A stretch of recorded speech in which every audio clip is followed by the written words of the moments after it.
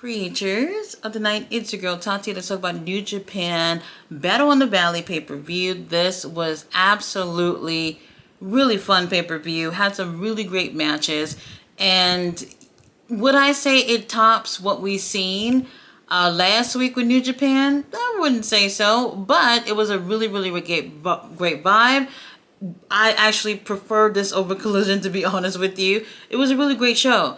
Pre-show, we won't get into it. The pre-show is free and it is on YouTube if you want to go ahead and check that out. But we start off the main card with Ishii versus Gabe Kidd, which very much surprised me. I thought we was going to see Gabe a little higher up in the card, especially after Tanahashi gave up all them tears during his match with Kenny Omega at Wrestle Dynasty. I thought we was going to see this a little higher up, so I had to wrap up my Collision live stream really quickly when I realized what match was going to be first. Now, they killed it. Ishii, Gabe, they killed it. Now, I will say this. The pacing of this match was a little bit on the slower side. Let's be real. These wrestlers are all motherfucking tired for the past 10 days or so.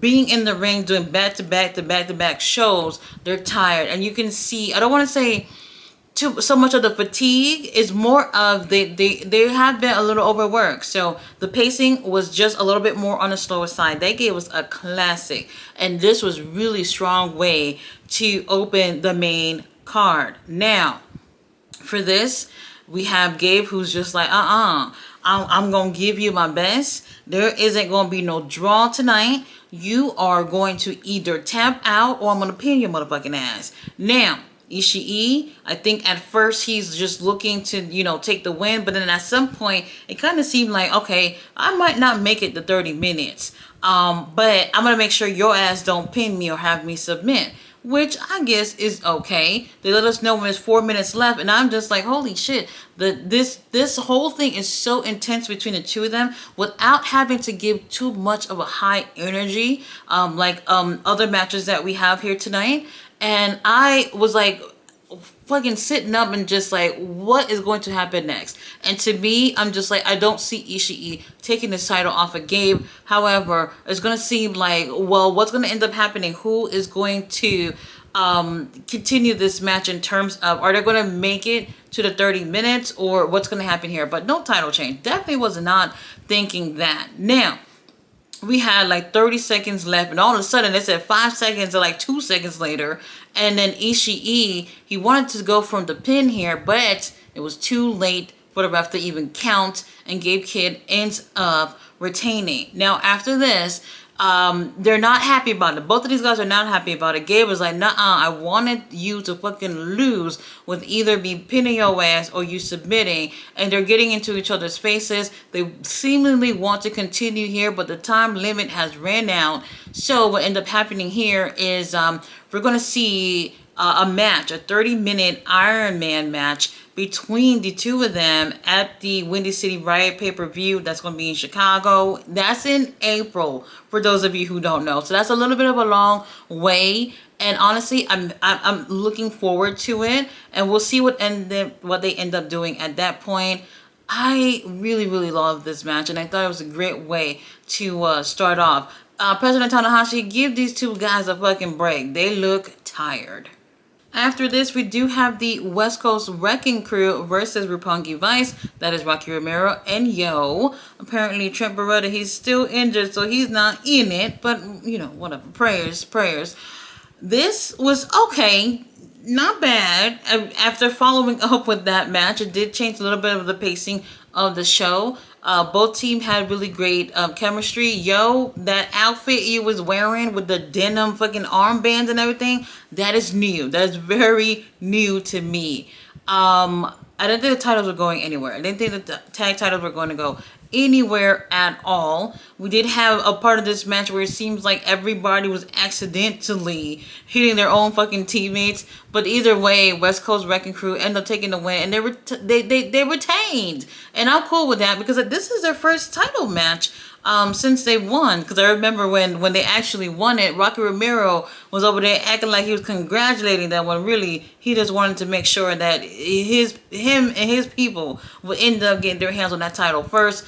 And they got a title shot, but they didn't get their hands on them titles. Now after this, we did have a tag elimination match. We had Viva Van teaming up with Maika, Mina Shirakawa, and Hanako versus Anna Jay, Trisha Dora, Azumi, and Johnny Robbie. So what ends up happening here is you either go over the top rope, they throw your ass over the top rope, or you get pinned or you submit. Now I can't remember exactly the order of how everyone was eliminated, but I will say this, that Anna Jay, okay, Anna Jay, Lord have mercy, she has improved so much. I'm glad they called her up for this. I thought all the girls looked really, really great here. Trisha Dora, who sometimes I hate this, but Trisha Dora, who is a heel in Ring of Honor and has been doing a tremendous job at being the heel, is the babyface in the situation. Sometimes I wish these things could just connect, because like we're all watching the same shit, you know? So whatever, that's neither here or there. It was very interesting. So when we had 4 girls left, so if there would have been 3 people left, where, I mean, like 3 people left and 2 from one team, then that team would have automatically win. But we had to make sure that we got the 2 girls to be eliminated at the very same time. So now we have Anna Jay, who's in the ring with our girl Maika. And I'm just like, okay, Anna really killed it that last few minutes of this match, and I am just watching her and I'm just like, Anna girl, you made me so proud. Look at my girl Anna. She absolutely killed it. She looks so strong here, and I thought she was going to end up taking the win. Now she goes over the top rope, but she is holding on to the ropes because her feet doesn't end up touching the ground. She's still on the apron, and Maika ends up getting her off the apron, and she ends up getting out. And I felt like she didn't really try to hold the ropes, and for whatever reason, I don't know, she ends up getting eliminated, and Maika's the last one standing. And with Maika being the last one standing, she should get her hands on maybe CEO, see what ends up happening with that. That would be a really great little prize for winning this. I thought it was a really cool, fun match. It's not a concept that you see often, but it was really great to see all these girls get together and do their thing, and it was really, really great. But Anna Jay, I felt like really stole the show here in this match, and I'm just hoping to see bigger and better things with her. She kind of hit a bit of a wall in AEW right now, because when she returned, she ended up going for titles and especially going for the world title. It's just like, well, what do you do then at that point? And honestly, I think that when you can't find anything to do with certain wrestlers on like AEW, go ahead and let them go to Stardom, New Japan, let them do their thing, and then when it's time to pencil them in, let them go over. And this has really worked well for Anna Jay. Okay, El Phantasmo versus Jeffrey Cobb for the New Japan TV title. That title is so ugly. I will never stop saying it until they get another TV title. Anyway, wow. You guys know when it comes to the TV title, it's a 15-minute time limit. There is nothing else. What it was so interesting about this was that Jeffrey, he obviously want to get this title again. He wants it bad. ELP is just like, nah, I don't think so. I don't think so. And you already know. You could just, if you have a title, if you could just make it to the 15 minutes, then you're just good. You know what I mean? Sure, you're going to want to get the old-fashioned win, but it is what it is. Now, Jeff is really giving ELP a hard time. ELP has spent some time off, obviously, with his cancer diagnosis, and he's back now. So Jeff has been obviously wrestling a little bit more lately in comparison to ELP now, which is a little bit of an issue here for ELP.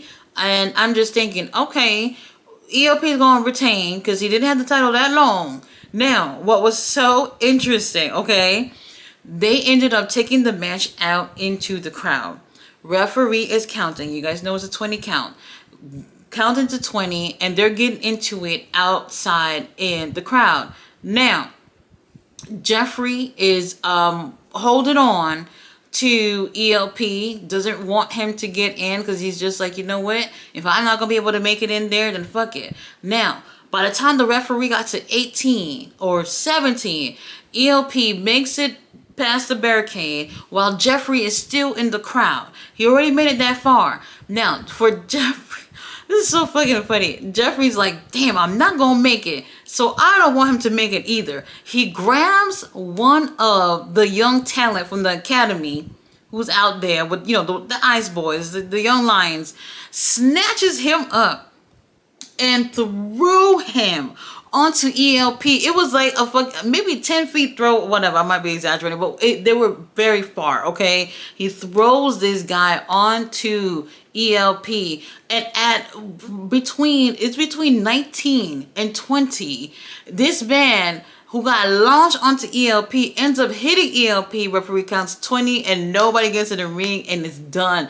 I could not believe it. To just be using a human being as a fucking weapon was absolutely hilarious, and I thought that it was pretty interesting here. So ELP doesn't make it. It's a draw, but who the fuck cares, because ELP ends up retaining. Now, after this, the two of these guys are really angry about it. And the crowd is just like, you know what, let them fight. Give them some extra time, let them fight, who cares? Just like how in the main event, well, not main event, in the opening match, they could not continue. Same thing goes here. They couldn't continue. And then we get pretty much a rematch where we're going to have ELP, who will be going against Jeffrey also at the Chicago show as well. Now, I don't know if people are excited to see these two go at it again. I'm cool with it. We're not going to use any human beings as weapons for the second round, right? Probably not. So it'll be interesting to see what ends up happening with that. I personally love this. I thought they had really great chemistry with each other. And the way they ended that, I think, was a little bit more on the creative side. Pretty funny. All right. Now we have Sumi Sakai's retirement match. Sumi is teaming up with House of Torture, which is Sho and Evil. They are going against Takahashi, Mayu Itawani, and Yuka Sakazaki. Holy shit. This was not what I expected at all. If you're looking for a good laugh, if you're looking to be confused, if you're looking to get great wrestling, all that in one fucking match, this was a really great vibe. Holy shit. And I just want to say this. Sumi, who is teaming up with House of Torture. House of Torture was torturing Sumi more than anyone else. At times they were using her as a weapon, and even at some point they just started beating her up at some point. I guess they just didn't care anymore. It was pretty comical, but also you can see everyone in here is emotional. This is Sumi's last match. And it went really well. I would honestly say I don't think this is everyone's cup of tea. But I thought it was really entertaining for what it was. The crowd was really into it. Got some really great chants throughout this match.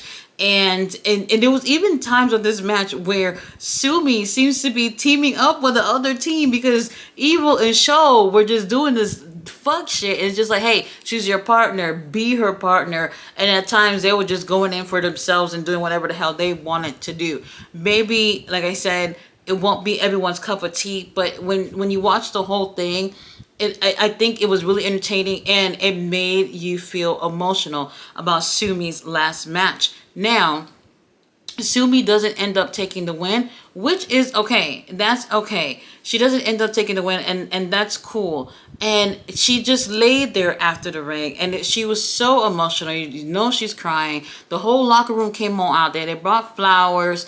They all took pictures, and it was so funny because when they was taking a group picture together in the ring, Jeff had picked up Yo so that they can see him in the picture. Whatever. I don't know. It was so fucking hilarious.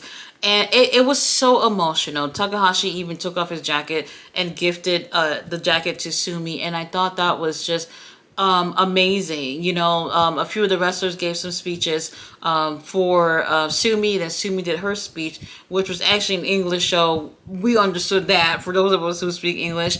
And I thought it was a very heartfelt moment. This is one of those situations where a lot of people, they feel like when it comes to retirement match, it has to be one-on-one thing, and no, it doesn't. Honestly, we do get a lot of wrestlers that retire in multi-man matches as well, especially if they may not be capable of giving a one-on-one classic for their last match. Not every wrestler can do that depending on where they are at their career when they are retiring. So I thought this was great. It was fun, very entertaining. Like I said, not everyone's cup of tea, I'm sure, but they did a great job, and this is a really great send-off for Sumi, and I really do hope that she enjoys retirement. Don't come back to the ring, Sumi. So many wrestlers come back to the ring when they say they're done. I hope that, you know, she just ends up just being at home, relaxing, and enjoying retirement. I hope. After this, we do have Kushida going against Takeshita for the Neverweight Open title. Oh my God. Another great matchup. Takeshita, well, you know what? Uncle Don wasn't on there, but it's okay. Takeshita doesn't need Uncle Don every single time. I thought he looked absolutely amazing. Kushida really brought it to Takeshita here. Did I think the title was going anywhere? Hell no. He just got this time. Man, it hasn't even been a whole week, has it? I didn't think it was going anywhere. Takeshita, I did notice that, you know, he had his knee wrapped up. I mean, Kushida, he had two of his knees wrapped up, but well, that's neither here or there. Takeshita, I just don't want it to feel like he's being overworked. He gets in that ring and you don't see the fatigue or anything, but now you're starting to see, okay, now his knee's really wrapped up. He's holding on to this, he's holding on to that, and whatever the situation is, holding two titles, holding more than two titles like CEO. While that looks pretty, that looks cool, you just don't want them to be overworked. So I'm just hoping, and no injuries when it comes to Takeshita. They gave us a really, really great matchup between the two of them. And like I said, I didn't see the title going anywhere, but great efforts for Kushida. Our boy Takeshita ends up taking the win. Now, Takeshita shocks everyone when he gets on the mic. And I'm just like, oh, okay, Takeshita. Probably got a little post-match promo. And in his little post-match promo, he goes on to say, I challenge you, President Tanahashi. And I was just like, oh, I was clutching on my pearls and everything. And I'm like, holy shit, that is very ballsy to do. Now, apparently, this, the pay-per-view that they're doing, the Windy City Riot pay-per-view, which is in Chicago, is going to be the last pay-per-view in the U.S. that Tanahashi will be in. So this is a big opportunity for anybody who wants to take a little trip to Chicago to see President Tanahashi for the last time, unless you're going to pay money to take a flight to Japan and see him out there. So for those of you who want to see Tanahashi doing his last match in the U.S., then that's the pay-per-view to go to. And I was so surprised to see that it was Takeshita who is going to be having that match with him. And he said, I will show you who the alpha is. And baby, I believe it. I believe he's going to show. Now, oh my God, Lord. Match of the night, match of the week since Kenny and fucking Gabe. Zack Sabre Jr. Hechi Seto. Oh my God, I blown away, absolutely blown a fucking away by these two. Their chemistry is damn near unmatched when it comes to professional wrestling today. They have this chemistry that is just absolutely amazing. Heiji Seto, a luchador who has an amazing technical style that I really, really enjoy. It's so dreamy. It's so dreamy. Zack Sabre Jr. Lord have mercy, Zack Sabre Jr. He's the best. He's the absolute best. And these two, they fucking killed it. And I was kind of, I'm not gonna lie, I kind of forgot about El Desperado's match. So I thought this might have been the main event. And I was like, they're tearing it up for the main event. And unfortunately, there was one more match. Now, like I said, I don't even think I have the words to describe this. This is definitely the best match that they have had so far. I don't know if you've ever seen any other matches that they've had. This was the best. And the chemistry was amazing. The crowd was eating it up. It was like Christmas all over again. And I wish I was there. I fucking wish I was there to see it with my own two motherfucking eyes. They were absolutely amazing. Everything that they did complement each other. And the title's not on the line. So with the title not being on the line, it could have gone either way. Even though I honestly felt like, you know, all those titles on the line, Zach shouldn't lose this. And that's the route that they end up going. And this is one of those things when I said, how you end the match is very important. I think it's always important, but with a match so intense like this between these two guys, for fucking Zack Sabre Jr. to take the win with a bridge broke my heart. I was just like, baby, you ruined the orgasm. This whole thing was perfect. And the bridge, I felt like, was like, after all that, that's it. It just didn't give me what I wanted in that last 3 seconds of the match. Now, honestly, I don't know submission would have been just fine too, I think. But the bridge kind of felt like the easy way out. And I don't like to see the bridges. I hate to see fucking roll-ups. Those type of things kind of made me feel like, well, we didn't think enough to come up with something spectacular after what you're gonna see out there. So for me, that was the only downfall, was Zack Sabre Jr. taking the win with a bridge. They were great. Now, Hechicero after this was just like, bitch, we're gonna run this back. Now, while I would love to see that, Zack was just like, I don't know about that, baby. See ya, I gotta go. The crowd gave Hechicero a standing ovation. That match was absolutely flawless. Well, except for the last, like I said, the pin. It was flawless. These guys, the chemistry was absolutely amazing. If there's anything to go out your way to see, is Zack Sabre Jr. versus Hechicero. They did an amazing job. However, we had a main event. And after something like that, I just didn't know if they were going to deliver at all. After this, we have the IWGP Junior Heavyweight Championship on the line for the main event. El Desperado versus Taiji Ishimori. Oh my God. I was so nervous coming into this. I was just like, after what we just saw, what are you guys going to do? It started really slow. To be honest with you, it started slow. Even the crowd seemed to be really out of it in terms of, not because what they were doing was bad or anything. This is once again like with Dynasty, where we had the second to last match, where it's like, this is a tough act to follow, damn near impossible. So in situations like this, like I always say, it's on the booker to put things in the right place. And obviously, because this is the title and Zach's title not being on the line, that's why it was in the main event. Now, El Desperado, I see him holding onto his arm, and Ishimori holding onto that knee. He seemed to have been struggling with it, I believe, since the beginning of this match. But it started off slow. I think like that halfway mark, the intensity ends up picking up, and the crowd starting to wake their ass up for the main event. And for me, I'm just like, it's not the energy like we got in the match before, but it's something to send your asses home with. And El Desperado ends up retaining. Now, the pay-per-view, not bad. I would have definitely switched things up in terms of the order of the matches. And it's important for those of you who don't watch wrestling often or whatnot, how the order of the show is very important. Gabe and Ishii, they had amazing chemistry, which was a really great way to start off the show. And at first I was like, this could have been higher up on the card, but honestly, when you look at the whole card together after watching the show, I think it was great in placement. But honestly, Hechicero and Zack Sabre Jr.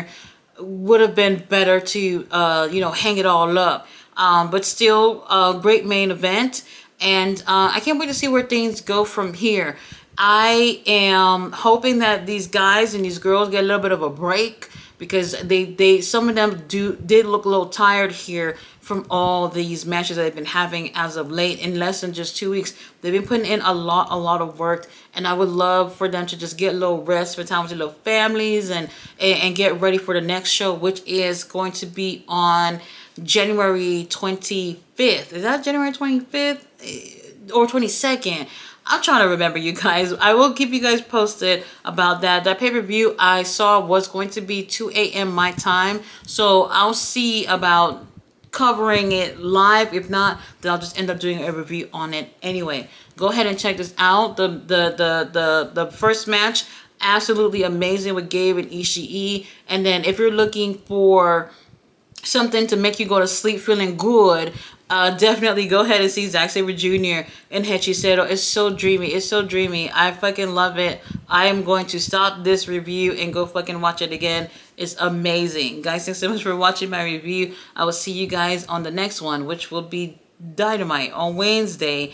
We'll find out what happened with Moxley and Powerhouse Hobbs. It's not looking good for Hobbs. See you guys then. Bye.